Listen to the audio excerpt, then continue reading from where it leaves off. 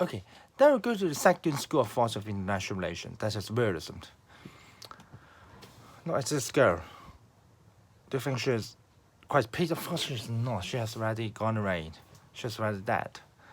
Do you think she was quite pretty? Of course. Somehow yes. But do you know what she did?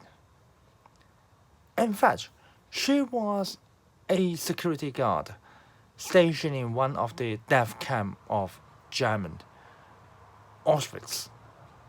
That is now located in today's Poland. Her job was to force some Jews to enter to gas chamber 毒氣室 and then kill them. She is very evil. When you know that she did a lot of evil duties, killed lots of people. But before she took up this job as a security guard of a death camp, she was a very, very ordinary German girl who is a resident in a very rural area. She did not have any record of killing people before she took up this job as a security guard. And of course, she's very ordinary and she did not commit any crime. Of course, no record of that she did lots of evil deeds or evil behaviors. No. Then why such an ordinary girl can do this kind of evil jobs? This is a big question raised after the Second World War, because Second World War is the most brutal, horrible war in human history. It has been the most brutal, evil, barbarian war in human history. Why did this war break out? A big question. And why some ordinary people like these pretty girls could do such a horrible behavior here? Those are photos of Second World War. This is the death camp after the U.S. Army liberated a death camp of Nazi Germany. A lot of dead bodies discovered, and then those dead bodies of those who were killed by strategic bombing. This is some dead bodies found in Tokyo after USA bombed Tokyo. This is dead body Chinese found in Chongqing after the Japanese force bombed Chongqing. Why people, ordinary people, can end up doing so many evil stuffs, evil behaviors to others? Why? This is a big question. Of course, if you take psychology, they have their own explanation. Like I think you know this experience. That is, ask some people to use electric to force people to answer questions. I mean, you know that experience. I forget the name of that experience. Sorry about that. But that's a big question. Psychology has its own explanation, but international relations, we also need to find the answer for this question. The outbreak of the Second World War. This is the most horrific event in human history. Throughout the human history, of course, we don't want to have such kind of event to happen again in our human history. But until now, this is the most horrific event happening in our human history. That's the Second World War. Then, to answer the question why the Second World War broke out, then there are new school of thought called realism. Because, as I mentioned in the last lecture, the idealists, or better say classical liberalism, cannot answer the question. Then the new school of thought to answer the question. international relations scholars would like to find an answer, and hope that's the answer. If answering these answers, if they can find answer, then you can stop another war to break out again. Okay, then what is the answer of realists to the outbreak of all wars, particularly Second World War?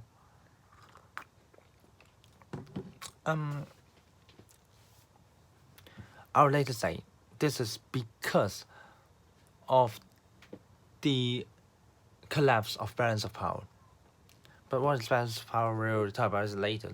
I think not in this video clip, but next one. First of all, we need to know what is realism. Realism. The central thing of realism is very simple. It's power. This is Hans Morgenthau. This is one of the master of realism, one of the most important scholars. He mentioned that all politics is a struggle for power that is inseparable from social life itself. That is, politics is about power. Politics is power. Realism, the central theme, is power. The origin of realism, of course, modern international relations realism emerged after the Second World War. But its origin, that means this paradigm to interpret international events, has a very, very long history. It can trace back to Thucydides. This is, we can say, the father of history. In his book about Peloponnesian War. What is Thucydides and Peloponnesian War? If you took the course Chinese foreign policy, you know him. You know very well about this. But if you do not, I don't want to go into details here. We will, maybe some of you take this course as an elective and we have no chance to go for this. But if you a major in politics and if you are different students, then you will know what is Thucydides War. Thucydides, what is Peloponnesian War. I feel next year when you take the course Chinese foreign policy. Long history traced back to Machiavelli. That is the one who wrote the book The Prince, 官王论, and Sun Qi, Sun Tzu.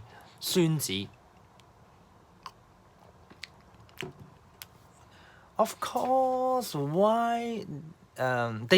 they do not call themselves realists. However, their paradigm to study international relations is the same as today's realists. So today's realists can trace the origin to them.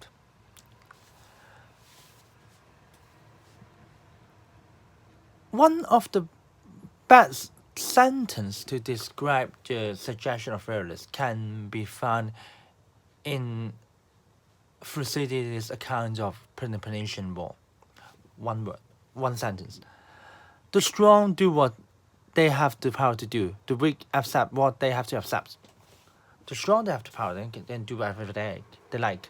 The weak, because they don't have power, so they have to accept all arrangements arranged by the strong. That's just power determines what a state can do and what a state cannot do. So power is the most important element in international relations. Okay, then why this group of course calls itself realist? Because of course very realistic.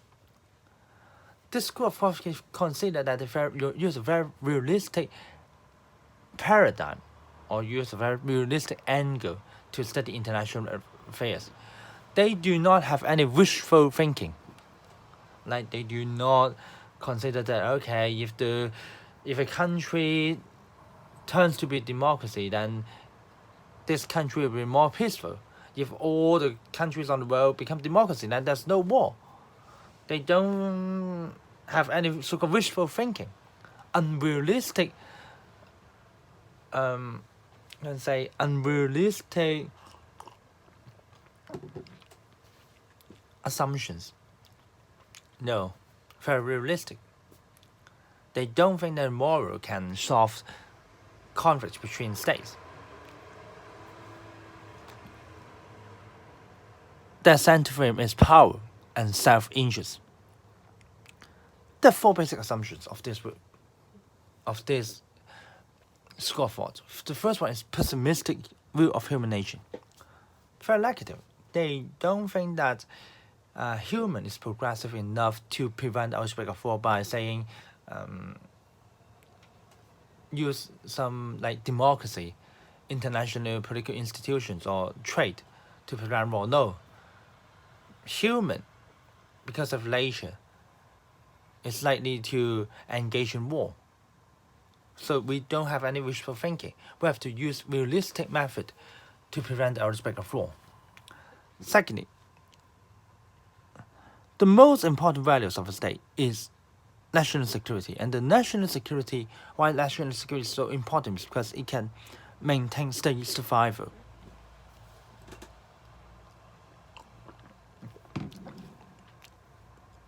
And then the third one is, here is not four assumptions, only mainly three basic assumptions, is domestic political life is different from international relations. However, from this name, you may think that, okay, this school of thought may promote war. No. International relations scholars, all international relations scholars, they aspire that the world can maintain a very long peace. They don't like war. That's another subject called war studies. If you're a scholar for war studies, then you like war. But if you're a scholar of international relations, then you like peace. Then, what they want to do is that if you use a very realistic method, realistic way to prevent the outbreak of war. No wishful thinking. No some very idealistic suggestions. Simply, okay, war of course can be prevented and then life can be safe. But we have to be very realistic. To be realistic? If we can skillfully handle state-to-state relations, skillfully handle state-to-state relations, then it can preserve a long-term unstable peace. What is long-term unstable peace? Because states, due to human nature is very aggressive. So state also very aggressive. State tend to invade another. If the international relations cannot be handled skillfully. So long-term peace. However, if the international relations can be handled skillfully, then unstable, even though states are very aggressive, but peace can still maintain. If the international relations can be handled prudently and cautiously, 好謹慎、好小心地去處理啦， then the state can maintain an unstable peace. But if a state want to maintain an unstable peace, first of all, they have to bear in mind that all foreign policies should be based on preserving national interests. That is, all foreign policies, its main target is to preserve a state survival rather than any form of ideology.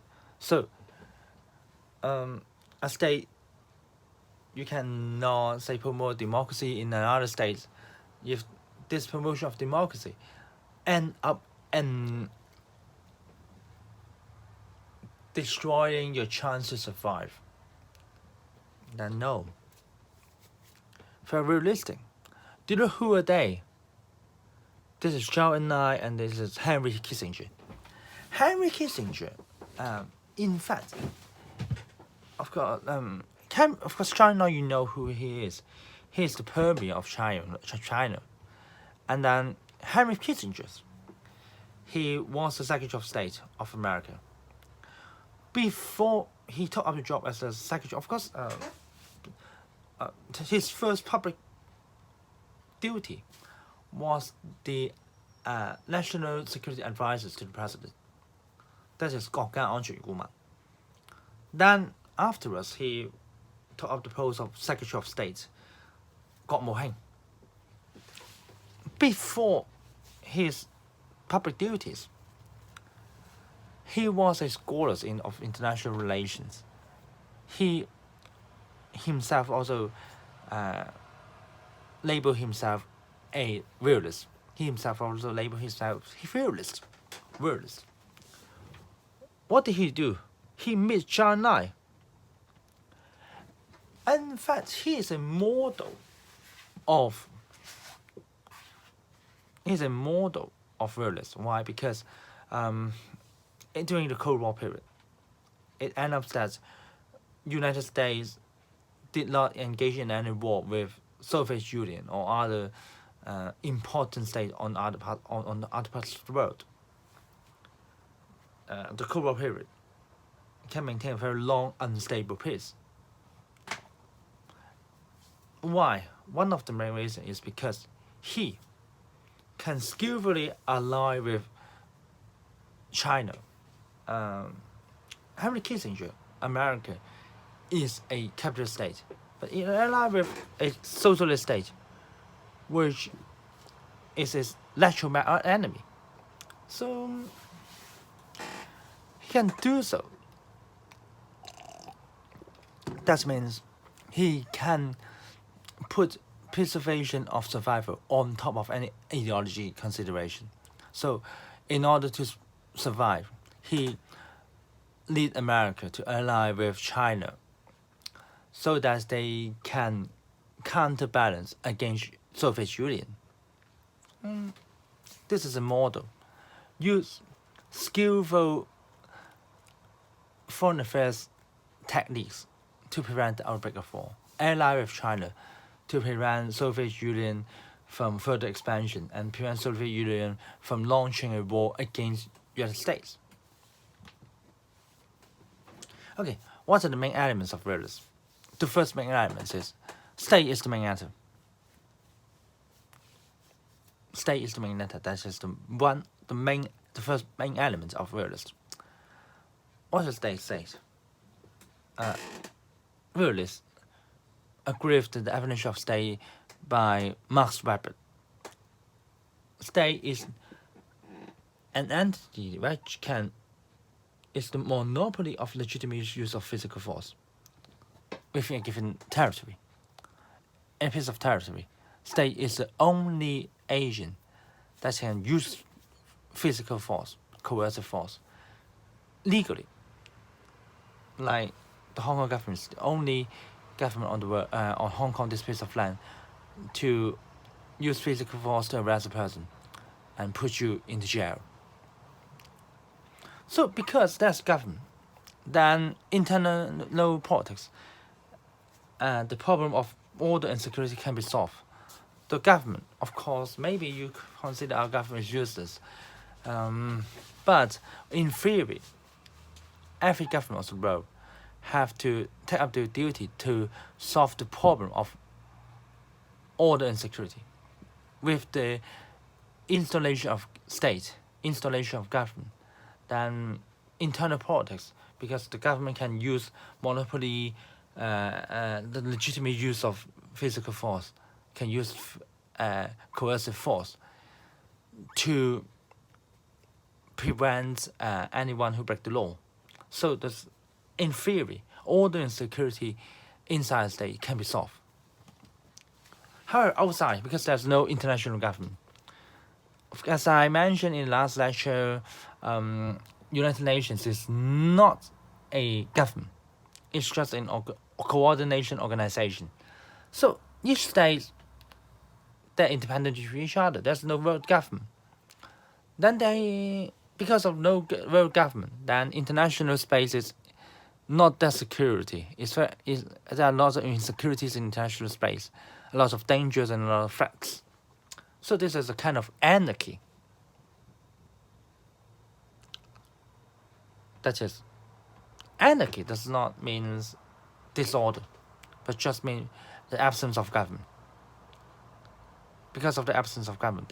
But of course, because of the absence of government, international arena. So, states must maintain their order, their security themselves.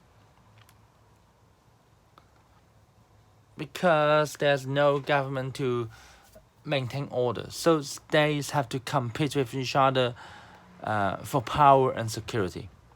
They have to, say, preserve the security by competing with each other. If someone is too powerful, then this state can conquer another state. Because of the anarchy, these characteristics of international arena. So international relations is, you can say, interstate action between states or international relations is totally a matter of the power. Morality cannot be applicable to international relations because there's no government. Of course, it may sound very strange, but that's the truth. For realists, I think that don't be too unrealistic to handle international relations morally. No. If a state would like to handle international relations international relations skillfully, then the only matter they have to take into account, or not only, but the most important factors they have to take into consideration is power. International relations, the competition is zero sum. What is zero sum? That means if a state becomes stronger, that means another state becomes weaker. Very simple. So all states don't want to not weaker than the others. They have to try to find some methods to make sure themselves become not weaker or even stronger than others. If they become weaker, then they will have a chance to be invaded by others, and then the chance of survival decrease. Survival, as I mentioned more than a dozen of times, this is one of the main elements of realism, and even the most important element of realism. All states, because of the anarchy, this condition international awareness, so that they face the fact of being annihilated by another state. Very serious, this problem. So the core element of a state national interest, and also the core element of every state's foreign policy, is to preserve their survival. Self-help. Every state, they can just rely on themselves. No other state can help you, even though other states may somehow be your ally. But even though they be your ally is not ally, ALLYJ, 同盟. Ally is not that reliable, because one day ally may break with you and even turn to conquer you. So I think you may know that there's an English motto in politics. There's no forever enemies, there's no forever friends, but there's only forever interests. 冇永遠嘅敵人，冇永遠朋友，只有永遠嘅利益。This is the best description between, of course, for realists. For other school of thought, no. But for realists, that's the best description for international relations, is that you cannot rely on others. There's no forever friends, forever enemies, but only forever interests, and that interest is survival. Then, how a state can preserve their survival is by principle of balance of power.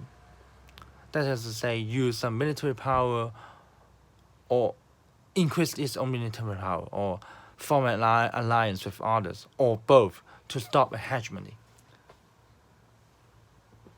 Say, for good example is, if India is afraid of being annihilated, invaded by China, then there are two methods for India to preserve its own survival. First is build up its own military force, put a lot of resources to acquire better weapons in order to prevent the invasion from China. And secondly, form alliance, like the India form alliance with USA, form alliance with Japan, so that they can cooperate with each other to counter the invasion from China, or counter the chance of invasion from China. Then what's the plan so far? I will talk about this more in details in the next video clip. Thank you.